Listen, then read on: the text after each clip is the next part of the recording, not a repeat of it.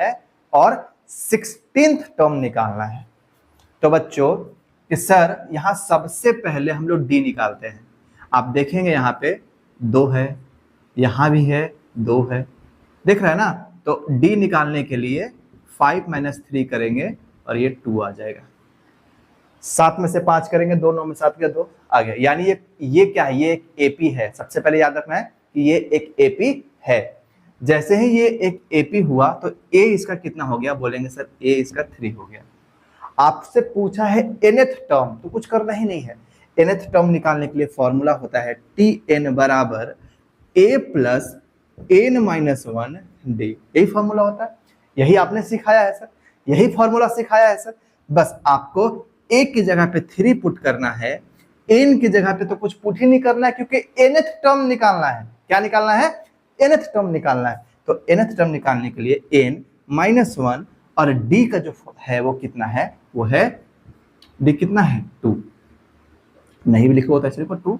और उसके बाद 3 प्लस 2n माइनस 2 और यहां से 2n माइनस 1, यानी tn जो आया वो आया 2n माइनस 1, 2n माइनस 1।